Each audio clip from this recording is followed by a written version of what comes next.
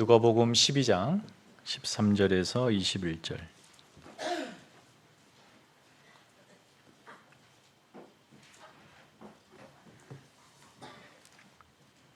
신약성경 115면 누가복음 12장 13절에서 21절. 그리 길지 않으니까 우리 다 같이 읽겠습니다. 자, 시작. 무리 중에 한 사람이 이르되 선생님, 내 형을 명하여 유산을 나와 나누게 하소서 하니, 이르시되 이 사람아, 누가 나를 너희의 재판장이나 물건 나누는 자로 세웠느냐 하시고, 그들에게 이르시되 삼가 모든 탐심을 물리치라. 사람의 생명이 그 소유에 넉넉한 데 있지 아니하니라 하시고, 또 비유로 그들에게 말하여 이르시되 한 부자가 그 밭에 소출이 풍성하매 심중에 생각하여 이르되 내가 곡식 쌓아둘 곳이 없으니 어찌할까 하고, 또 이르되 내가 이렇게 하리라. 내 곡간을 헐고 더 크게 짓고 내 모든 곡식과 물건을 거기 쌓아두리라. 또 내가 내 영혼에게 이르되 영혼아, 여러 해 쓸 물건을 많이 쌓아두었으니 평안히 쉬고 먹고 마시고 즐거워하자 하리라 하되, 하나님은 이르시되 어리석은 자여, 오늘 밤에 내 영혼을 도로 찾으리니 그러면 내 준비한 것이 누구의 것이 되겠느냐 하셨으니, 자기를 위하여 재물을 쌓아두고 하나님께 대하여 부요하지 못한 자가 이와 같으니라. 아멘. 우리 전후 좌우 또 성도님, 집사님, 권사님, 또 장로님께 이렇게 한번 인사하십시다. 성도님은 행복한 사람입니다. 이렇게 한번 인사합시다. 성도님은 참으로 행복한 사람입니다.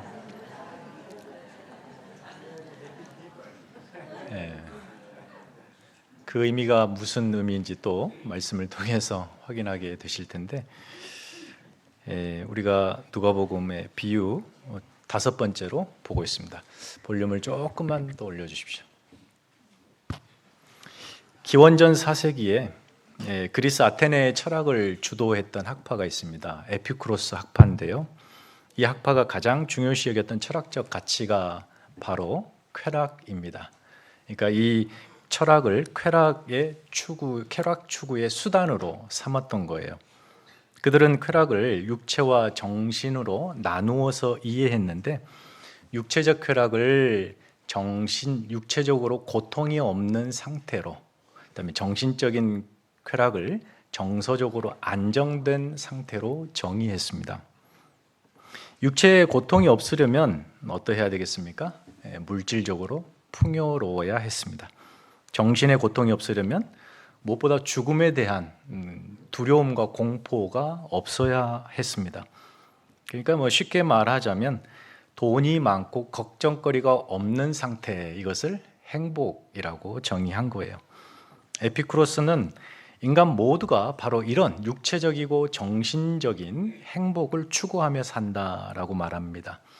2400여 년에 전에 했던 이야기인데, 우리가 오늘 이 시대를 보면 세상 사람들, 그리고 우리도 바로 이런 행복 추구에 정말 열심히 살아가고 있는 모습을 보면, 행복 추구의 욕망이 바로 우리 인간 안에 있는 근본적인 본성이다라고 할 수가 있겠습니다. 그래서 오늘날 이 민주국가의 헌법에도 행복 추구권이라는 게 있어요. 행복 추구권이란 고통이 없는 상태나 만족감을 느낄 수 있는 상태를 실현할 수 있는 권리예요. 누구에게나 있습니다. 여러분에게도 있어요. 그래서 우리 조국 대한민국은 헌법 10조에 모든 국민은 행복을 추구할 행복 추구권을 가진다라고 명확하게 적시되어 있습니다. 에피쿠로스의 유명한 책 강론 중에 행복론이라는 게 있어요. 행복론, 무엇이 행복인가? 그는 이렇게 요약합니다. 다음 3가지가 충족되면 행복하대요. 의식주, 먹고 입고 자는 겁니다. 그 의식주. 그 다음에 성적 욕구, 그 다음에 마지막으로 호화로움과 사치입니다. 그런데 여러분 한번 생각해 보십시오. 여러분이 뭐든 좋은 것을 입고 먹고 안락한 집에 사시고 성적 욕구를 마음껏 충족하시며 화려하게 사치스럽게 살면 행복할까요? 여러분 행복할 것 같습니까? 당최 안 살아봐서 모르는 표정인데 저도 잘 모르겠습니다. 안 살아봐서. 여러분 그런 욕구가 충족된다고 과연 인간이 육체적으로 그리고 이 정서적으로 전혀 고통이 없는 그 고통에서 자유한 행복의 상태에 사는 것일까요? 만일 그렇다면 세상에는 정말 상위 몇 프로의 그 부자들만 행복해야 되죠. 그리고 나머지 대부분은 불행에 쩌들어 살아야 됩니다. 그러나 우리가 잘 아시다시피 가난한 가정에서 화목한 가족 사이에서 마음껏 행복하게 자라는 우리 자녀들이 있고 남부럽지 않게 많은 것을 가진 부자의 가정에도 불구하고 불화해서 그 안에서 불행을 느끼며 자라는 아이들이 수두룩하지 않습니까? 대개 사람들은 이 행복을 이렇게 욕망과 연결지어 정의하면서 대단히 단순화시켜 이해를 하는데 그건 참으로 잘못된 이해입니다. 사람들은 자신이 원하는 대로 마음껏 살 수 있다, 그런 상태를 마치 이상적인 어떤 수준으로 올려놓고 인생을 살아가요. 내가 거기에 도달해야지, 그리고 그 도달하면 행복이다 라고 스스로 생각해요. 그런데 세상이 말하는 행복과 성경이 말하는 행복의 정의는 완전히 다릅니다. 그러니까 여러분이 성경을 믿고 하나님을 믿는 성도들이기 때문에 행복에 대한 정의가 분명하셔야 합니다. 세상과는 달라야 합니다. 여러분, 세상이 말하는 행복은 사실 전부 외적인 조건들과 관련이 돼 있어요. 그래서 무엇을 가졌느냐, 무엇을 소유했느냐, 그 외적으로 얻은 것, 그것에 관련이 있어요. 요즘 미디어에 성공한 사람들이 이렇게 거의 그들의 삶이 가감없이 날 것으로 이렇게 우리에게 전해지는데, 그들을 보면서 나도 저 사람처럼 멋지게 살고 싶다, 저렇게 살면 얼마나 행복할까 라고 하면서 우리 마음에 그런 것에 대한 동경으로, 욕망이, 탐심으로 자극됩니다.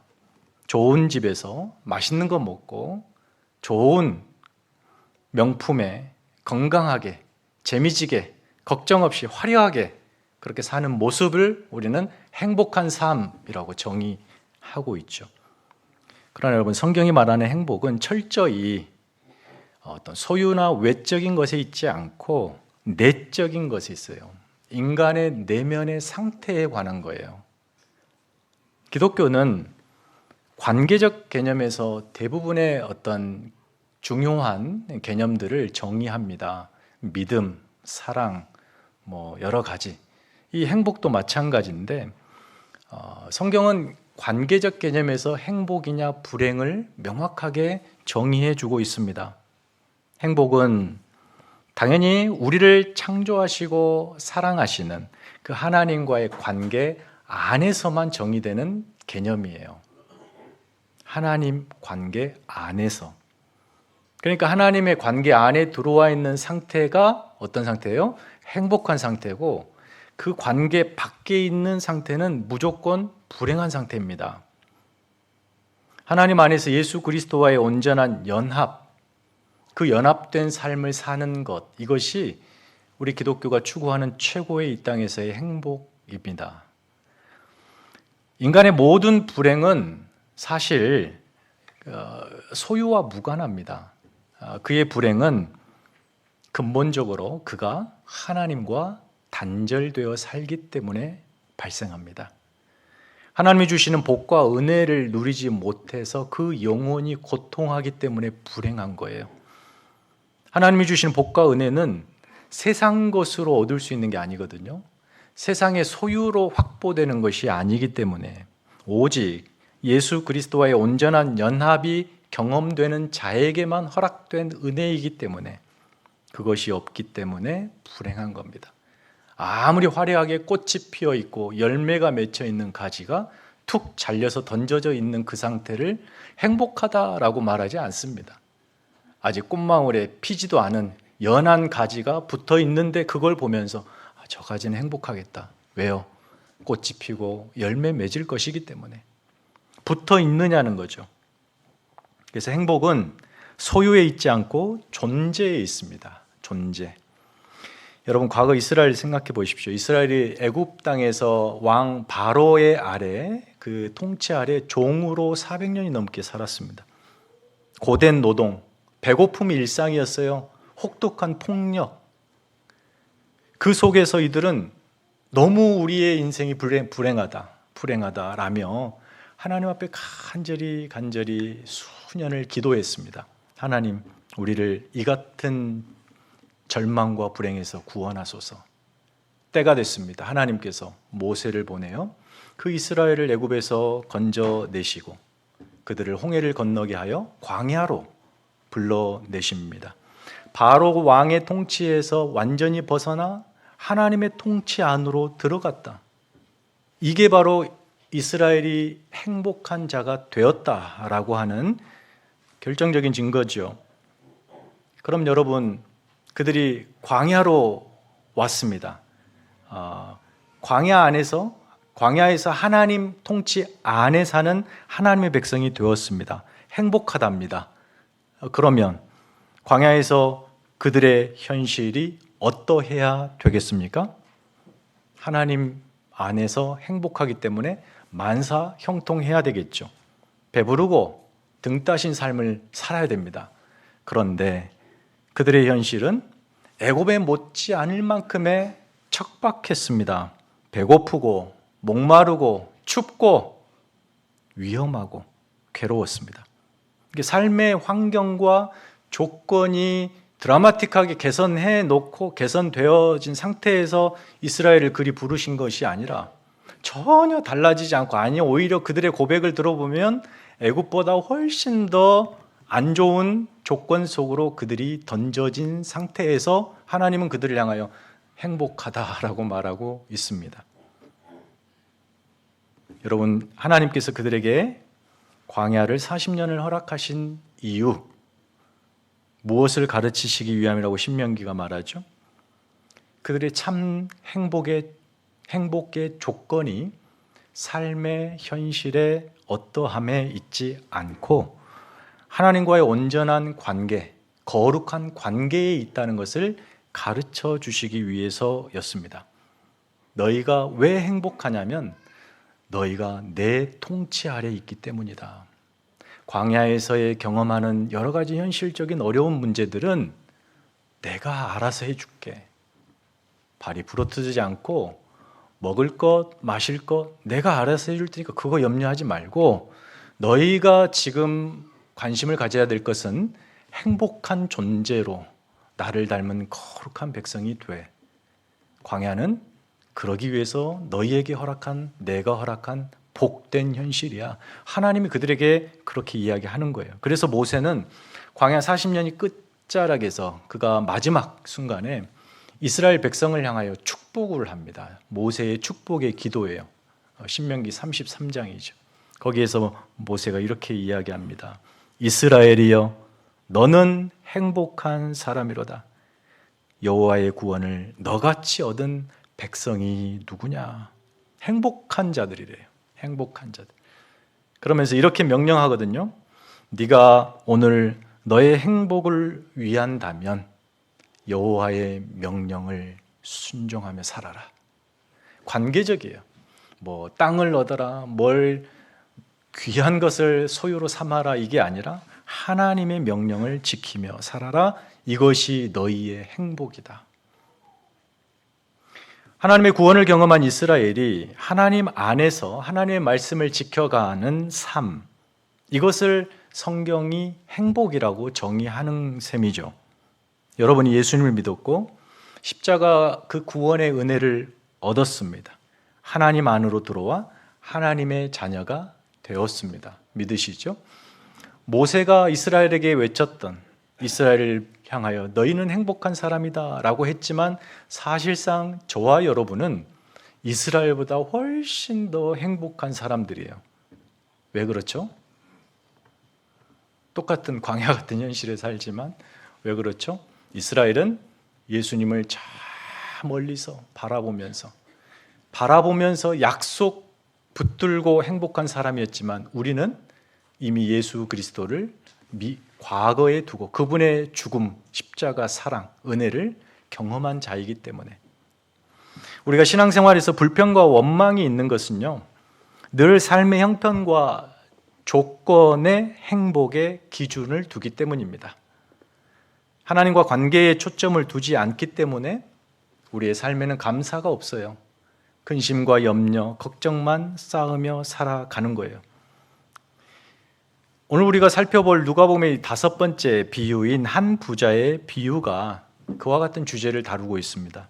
예수님께서 무리에게 가르치시는데 어떤 한 사람이 가르침을 끼어들면서 방해하는데 지극히 사적인 문제를 가지고 와서 요구합니다. 선생님, 제가 저희 형님과 아버지 유산을 놓고 다투고 있습니다.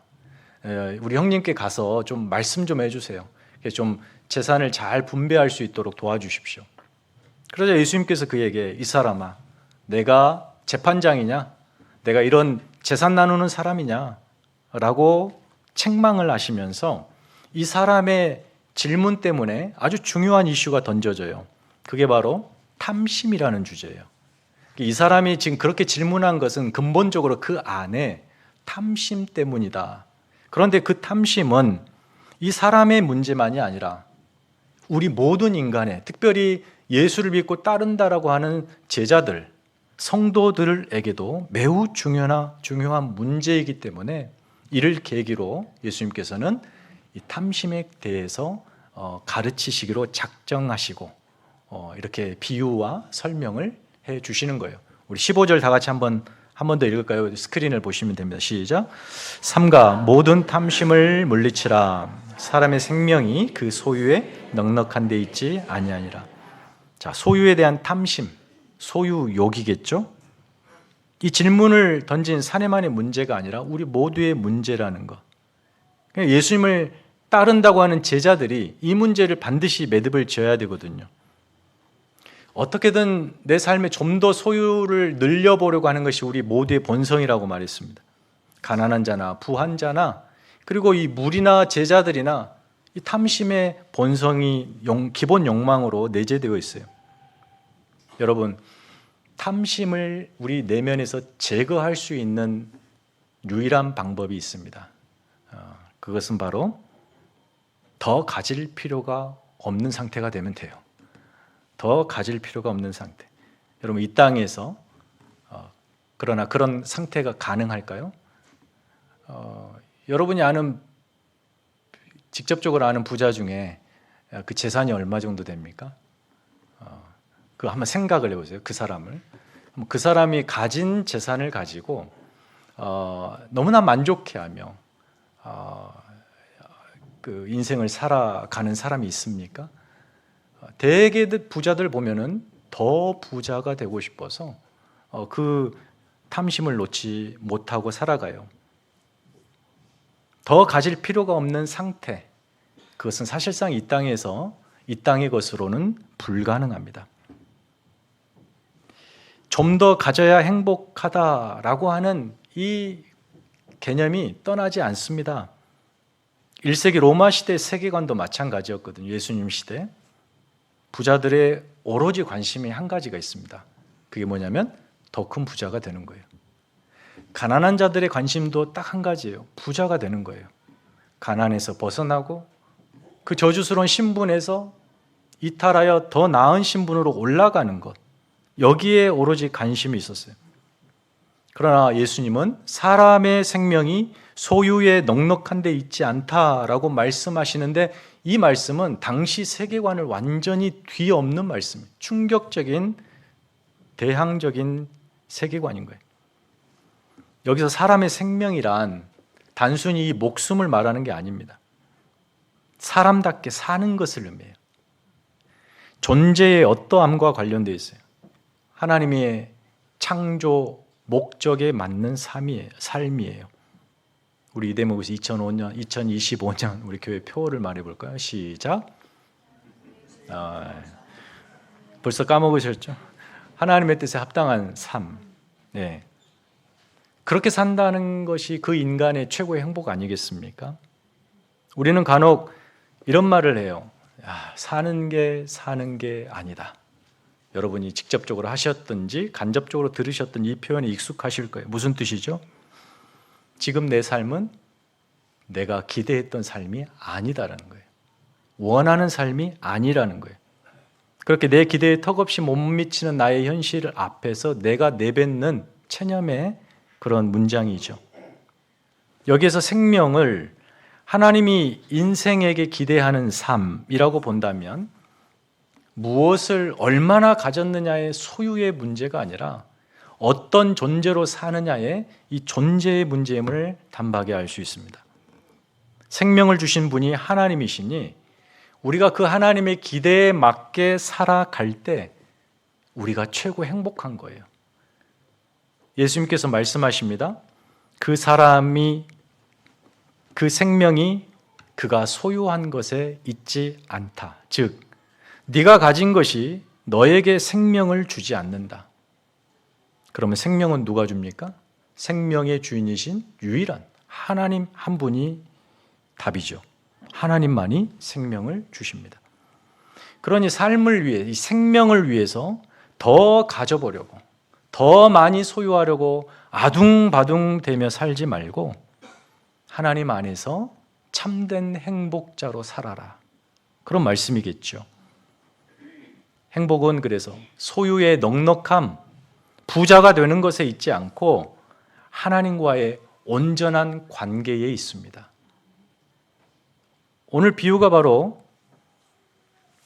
그런 내용을 이야기하고 있고, 이 비유 결론부에 들어가는 표현을 빌려 말하자면 그 하나님과의 온전한 관계는 다른 것이 아니라 하나님으로 부요한 삶입니다.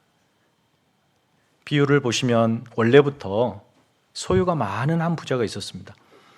그해 풍년을 맞아서 예년보다 훨씬 많은 소출을 거두게 됐어요. 그런데 이 사람의 심각한 문제, 행복한 고민에 빠집니다. 내가 가진 창고로는 이 새로 거둔 곡식을 쟁여놓을 곳이 없습니다. 그래서 아주 깊이 생각한 끝에 답을 찾습니다. 이왕 이렇게 된 거 있는 창고를 허물자. 크게 짓자. 최대한 크게 짓자. 그리고 그 곳간에 이 모든 곡식을 쌓아두자. 실제 곡간을 지어서 곡식을 쌓았다는 표현은 없지만 그런 상황을 가정한다면 그 한 곡간 안에 쌓인 곡식을 보면서 이 사람이 흡족해하며 이렇게 말해요. 여러 해 놀고 먹어도 이제 걱정이 없겠다. 이제부터 평안히 쉬고 먹고 마시고 즐기자라고 합니다. 이 부자야말로 이제 더 이상 재물에 탐심을 부릴 필요가 없을 만큼 많은 부를 쌓아놓은 상태입니다. 세상이 말하는 정말 행복의 정점에 있는 사람이죠. 육체적 만족뿐 아니라 이 영혼까지 행복해하는 이 사람의 표정이 그려집니다.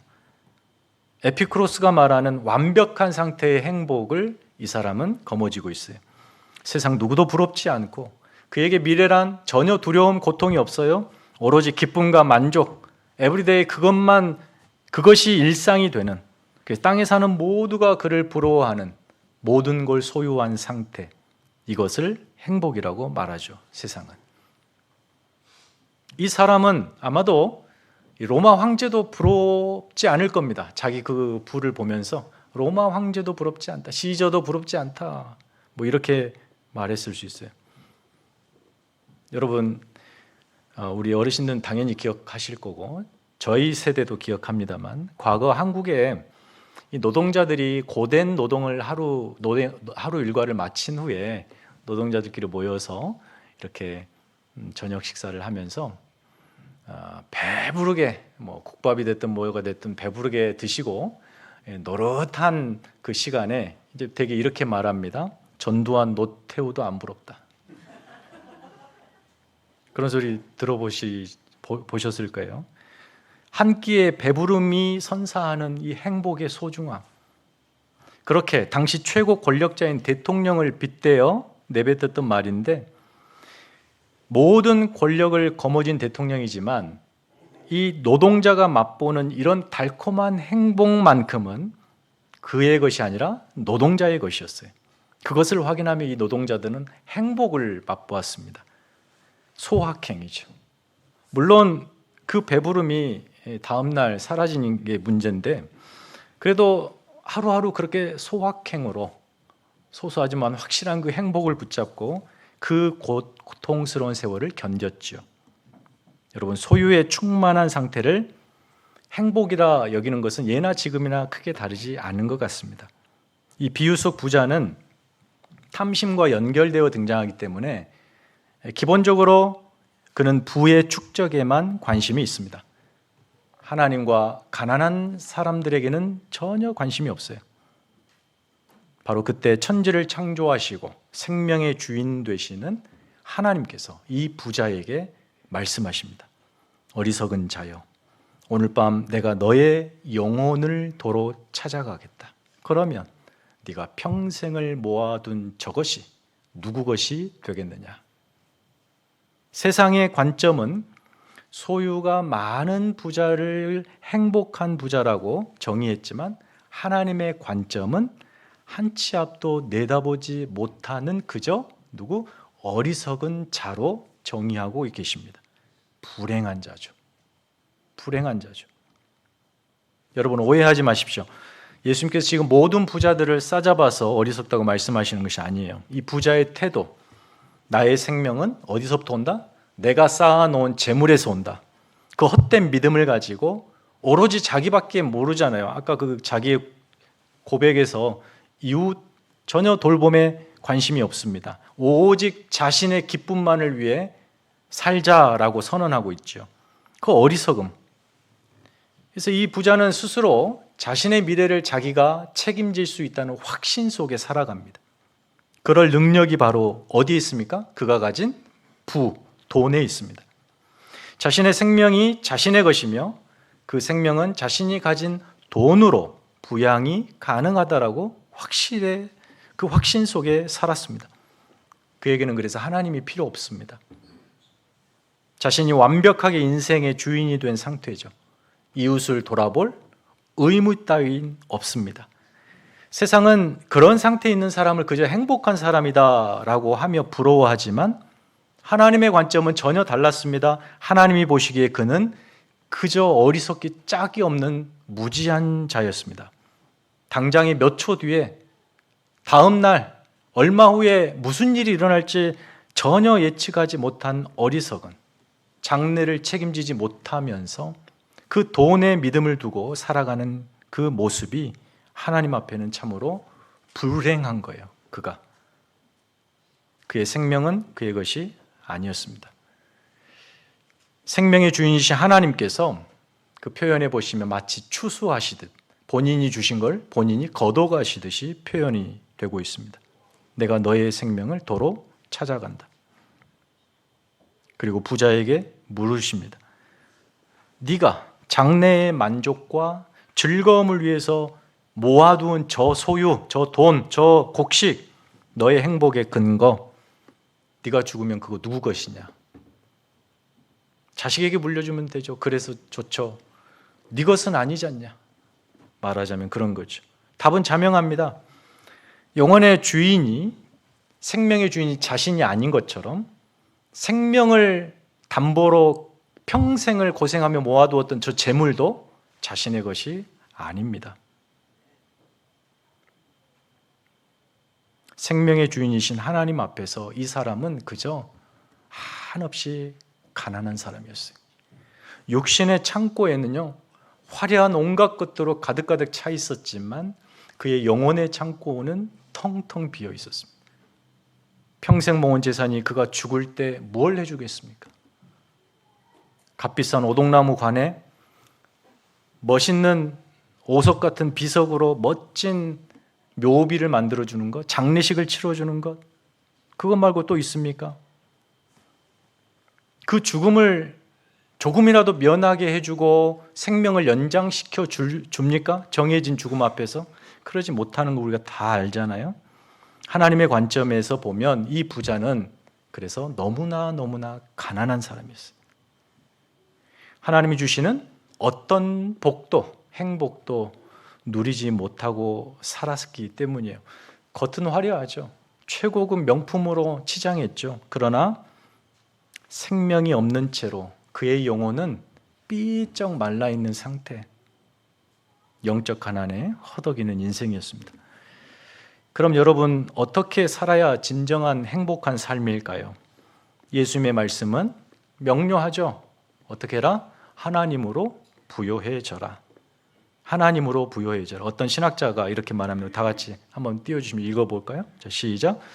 우리 인간의 내면에 세상 그 무엇으로도 채워지지 않는 거대한 공간을 가지고 창조되었다.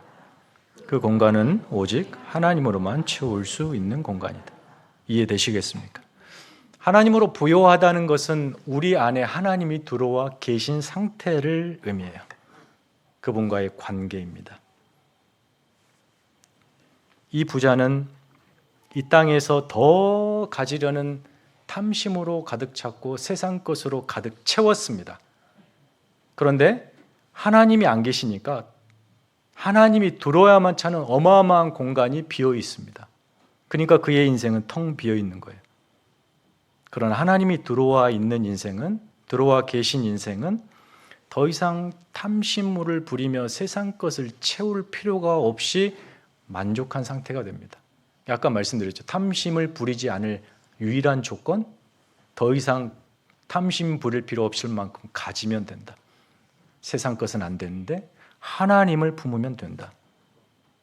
세상 것을 아무리 채워도 채워지지 않는 것이죠. 세상 것은 채우면 채울수록 아이러니하게 인간의 영혼이 공허해집니다. 그렇게 인간이 본디 창조되었어요. 기독교의 러시아의 대문호 톨스토이가 가장 존경하고 또 가장 위대하다고 선언하는 철학자가 있는데 쇼펜하우어예요. 그가 그의 소품 책에 보니까 이런 말을 했더라고요. 자, 한번 읽어볼까요? 자, 시작. 재산은 바닷물과 같아서 마실수록 목이 마르다. 바닷물이 짜다는 건 우리 다 알겠죠. 여러분, 세상 것은 채우면 채울수록 아이러니하게 갈증은 더해 갑니다. 그 말은 우리의 영혼은 그것들로 채워지지 않는 어떤 상태로 만들어졌다는 것을 반증하고 있다는 거죠. 예수님을 따르는 제자인 저와 여러분, 세상 속에서 우리는 이렇게 예배를 마치고 나가면 곧바로 세상, 그래서 세상 사람들과 어우러져 살아갑니다. 그래서 여러분은 세상 사람들이 무엇에 만족해하고 행복을 느끼는지 금방 우리의 오감이 그것을 감지해냅니다. 그런 세상 사람들의 삶을 보면서 여러분이 때로 그들의 삶이 멋있어 보이고 정말 저렇게 사는 사람 삶 참 부럽다, 나도 그렇게 살고 싶다라고 생각할 수도 있습니다. 나도 저 사람처럼 부자가 돼서 좋은 집, 좋은 차, 명품으로 내 인생 곳간을 채워야지. 그런 탐심이 늘 우리에게 도전합니다. 예수 믿었다고 이 탐심이 끝난 게 아니에요. 그러나 우리가 어떤 존재인지를 한번 생각해 보자는 거예요. 어떤 존재로 부름을 받았는지. 하나님을 이용하고 예수님을 이용해서 내 소유를 가득 채우기 위해 부름을 받았냐? 그게 아니잖아요. 그것들로는 채워질 수 없다는 걸 알기 때문에 주님 붙들고 살아가는 존재들 아닙니까? 그들을 가리켜 제자들이라고 말하는 거예요. 목회자만 제자로 부른 게 아니라 우리 모두가 그 부르심으로 부름받습니다. 제자로서 그런 세속적 탐심을 물리치는 유일한 방법, 하나님으로 부요해지는 거예요. 하나님으로 부요하다는 것은 절대 소유의 문제가 아니에요. 제발 하나님의 이름을 이용하여 여러분의 욕망 탐심을 채우려 기도하지 않기를 바라요. 존재의 문제입니다. 존재의 문제.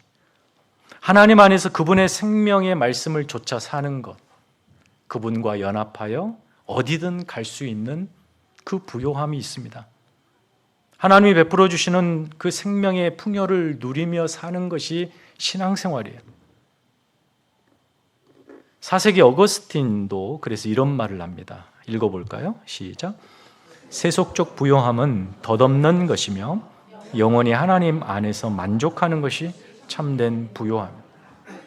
일관됩니다. 성경 그리고 그 이후에 우리 신앙의 선배들 일관돼요. 우리의 하나님 믿는 예수 따르는 제자들의 참된 행복은 바로 하나님으로 부요한 것이. 그러면 하나님으로 부요한 삶은 어떤 삶인가? 구체적인 예가 있다면 무엇일까요?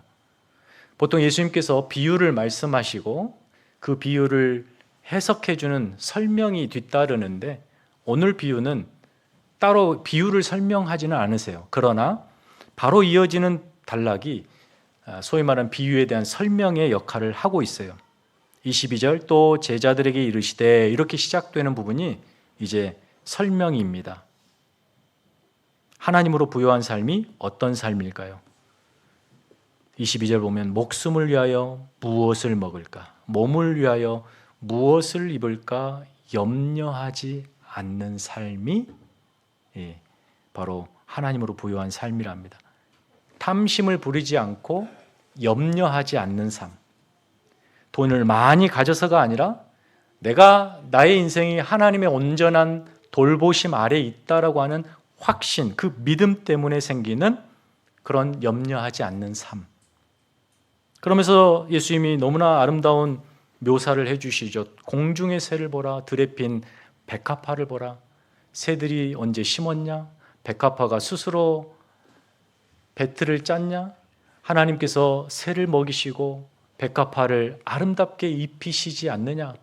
하물며 저것들보다 귀한 너희들일까 보냐? 예?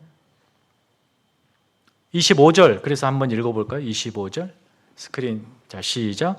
또 너희 중에 누가 염려함으로 그 키를 한 자라도 더할 수 있겠느냐? 여러분이 잘 아시는 말씀이에요. 제가 설교 시간에 성경을 해석하면서 특별히 간혹 이렇게 한글 성경 번역을 두고 여러 가지 아쉬운 점을 지적할 때가 있습니다. 본의 아니게. 그러나 이것이 뭐 저의 잘남을 드러내거나 뭐 이 오류를 그냥 이렇게 딱 꼬집어 지적하고 싶어서 결코 아니니 오해하지 않기를 바랍니다. 어떻게든 여러분이 본문의 의미에 가깝도록 하기 위해서인데 띄워주세요. 그 문장을 보시면 여러분이 너무나 애우고 있는 말씀이죠. 너희 중에 염려함으로 그 키를 한 자라도 더할 수 있느냐라고 했을 때 저 키로 번역된 단어는 수명, 목숨으로도 번역되는 단어이고 그 다음에 한 자라고 할 때 자라고 하는 것은 이 팔꿈치의 길이에요. 45cm. 그러니까 염려를 해가지고 당신의 키를 45cm를 늘릴 수 있느냐? 사실 말이 좀 안 되죠. 저는 지금까지 가슴 한켠에 제 키가 5cm만 컸으면 얼마나 좋았을까. 그 소원을 하나님이 안 들어주신 지금은 점점 작아지고 있는데 여러분이 염려해가지고 예를 들어 키를 2cm만 올릴 수만 있어도 염려합시다. 제가 여기서 우리 염려합시다 이렇게 할 텐데 그럴 수 없죠. 물론 이제 키를 45cm를 키운다 약간 조금 어감이 좀 이렇게 어울리지 않는 것 같아요.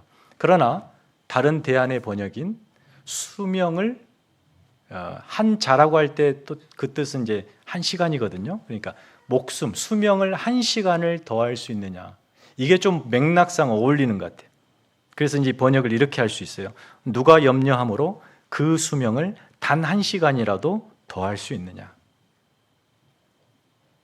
요즘 우리 어르신들 매주 이렇게 예배 나오신 거 너무나 감사하고 우리 젊은 것들 본받아야 됩니다. 우리 요즘 보편적으로 어르신들이 90세까지 너끈히 사시는데 90세를 시간으로 계산하면 대략 한 78만 시간 되더라고요. 78만 시간. 그러면 여러분 생각해보세요. 78만 시간에 한 시간이에요. 얼마나 작은 시간이에요. 적은 시간이에요. 그죠? 그런 차원에서 그렇게 번역한 게 오늘 맥락상 좋겠다라는 생각이 들어요. 무슨 말입니까? 여러분이 염려를 해가지고 그 적은 한 시간을 당신의 운명에 익스텐드 할 수 있냐는 거예요. 더 할 수 있냐는 거예요. 무엇을 강조합니까? 그럴 수 없다. 그러니 염려하지 말라. 염려의 부질없음, 염려의 부질없음, 무익함, 이것을 강조하시는 거죠. 여러분, 지난 한 주간 생각해 보세요. 여러분의 삶을 무엇 때문에 불안하고 염려하셨어요? 지난 한 주간, 멀리 갈 필요 없습니다. 지난 한 주간 여러분이 여러분 스스로의 그 미래, 내일, 당장 내일 그 일을 책임질 능력이 여러분에게 없어서 불안해하지 않으셨습니까? 그럴 능력이 내게 부족해서 불안을 느끼지 않으셨습니까? 통장에 잔고가 얼마 있어야 얼마를 살 수 있을 텐데 늘 걱정이고, 원하는 그것만 있으면 정말 이 캐나다의 헬리팩스 라이프가 좋겠다, 행복하겠다. 근데 그것이 없어서 뭐예요? 지금 행복하지 않다. 그러나 여러분, 그것 가져도 또 그렇게 말할 거예요. 다른 어떤 것을 두고. 그러니까 매일매일의 삶이 불행한 겁니다. 불만족스러워요. 불안해요. 걱정이 됩니다. 그런데 여러분, 그 염려의 근본적인 원인이 어디 있냐? 여러분이 미래에 대한 책임질 능력이 없어서가 아니에요. 그것은 바로 여러분 내면이 하나님으로 채워져 있지 않기 때문에 그렇습니다. 인생을 스스로 책임지려고 하는 탐심 때문에 그래요. 그 탐심이 여러분에게 염려를 끌고 들어옵니다. 반면에 여러분의 인생을 하나님께 맡겨드리는 그 사람은 하나님이 내 인생 책임지신다라고 하는 믿음이 있기 때문에 오늘이 행복합니다. 지금이 행복해요. 비록 가진 게 부족해도, 형편이 남들보다 못해도 전혀 문제되지 않습니다. 하나님이 우리 아버지 되시기 때문입니다. 그분이 책임지신다는 약속이 있기 때문에, 내가 그걸 믿기 때문이에요. 그래서 예수님께서 거의 비유 설명이나 다름없어요. 29절 30절 다 같이 읽어볼까요? 띄워주시면 시작. 너희는 무엇을 먹을까 무엇을 마실까 하여 구하지 말며 근심하지도 말라.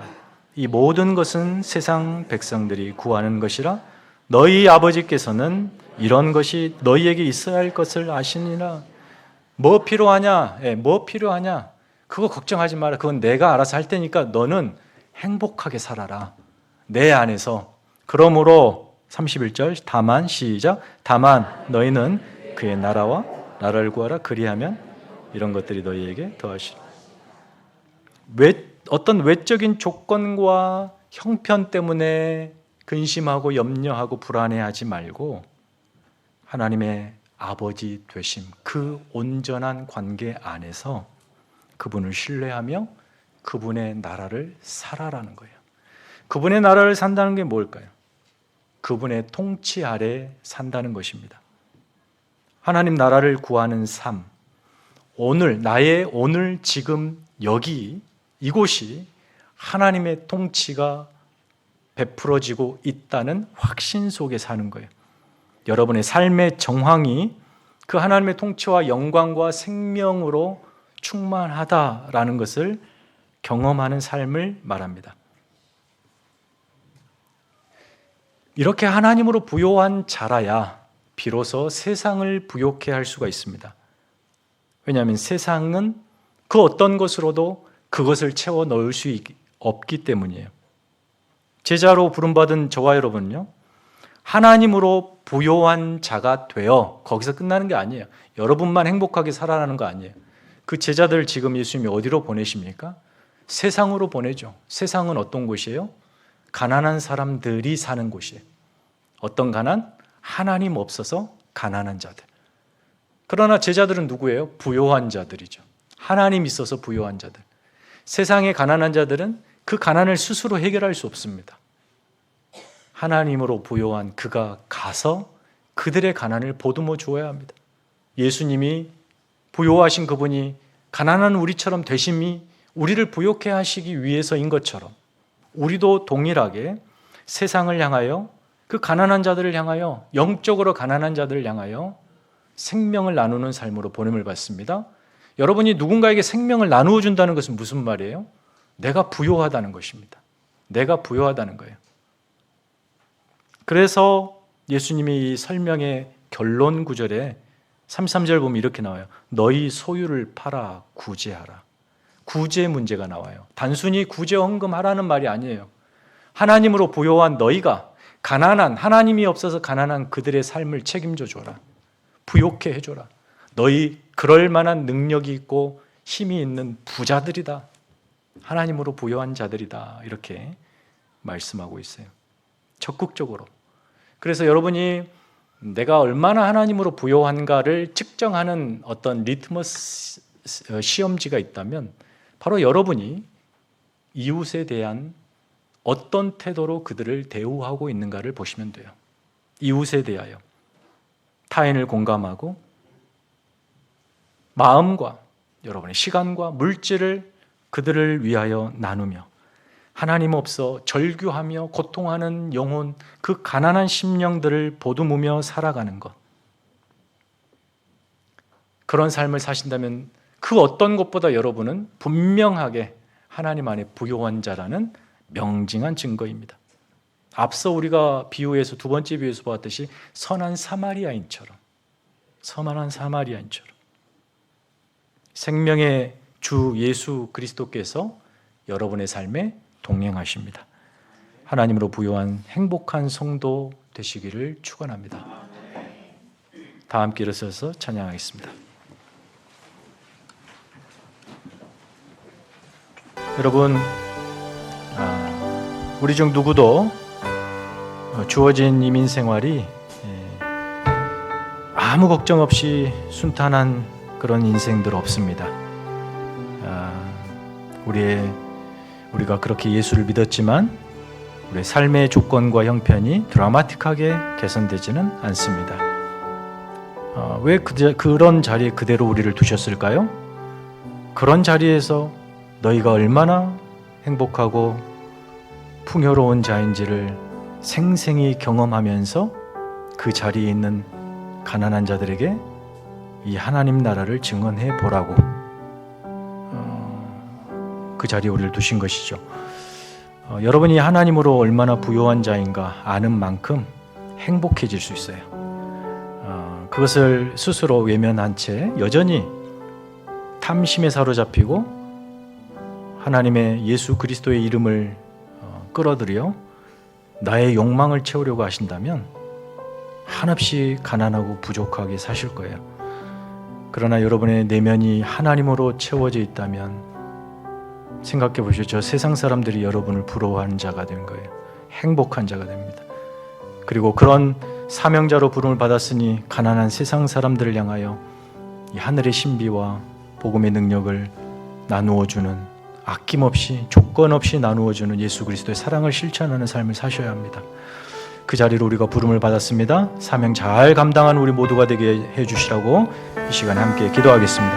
하나님 아버지, 하나님, 우리가 어떤 존재로 부름을 받았는지 다시 한번 생각해 봤습니다.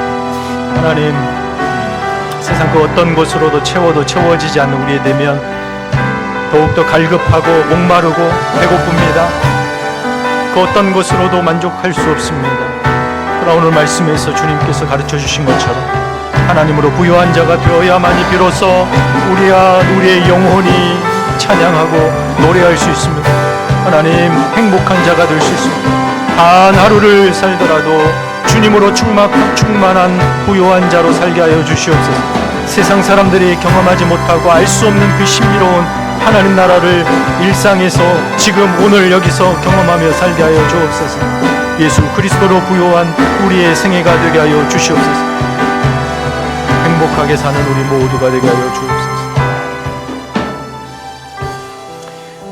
하나님, 우리가 어떤 존재인지를 알지 못한 채로 신앙생활을 하는 것만큼 비극적인 현실이 어디가 있겠습니까? 하나님, 매 순간 말씀을 통하여 우리가 어떤 존재로 부름을 받았는지 깨우쳐 주시옵소서.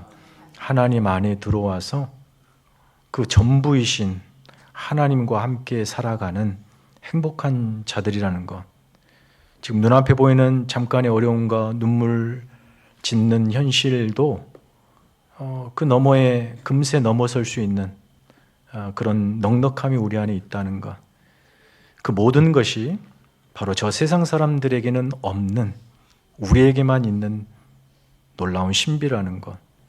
그러나 그것이 세상 사람들을 차별하고 배타하는 그런 조건이 아니라 그 가난한 자들을 너그럽게 품어주고 마음껏 섬길 수 있는 부요함이라는 사실, 이 시간 한번 생각해 보았습니다.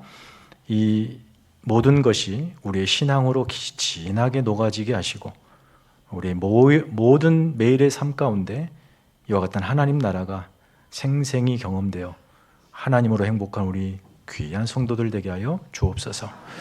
이제는 우리 구주 예수 그리스도의 은혜와 하나님 아버지의 크고 놀라우신 사랑과 성령님의 교통하심이, 그 사랑 얼마나 아름답고 부요한지 고백하며 오직 하나님으로 충만하기를 다짐하는 사랑하는 성도들의 머리 위에, 가정 위에, 우리의 귀한 자녀들을 위해 이제부터 영원까지 함께 있을지어다. 아멘.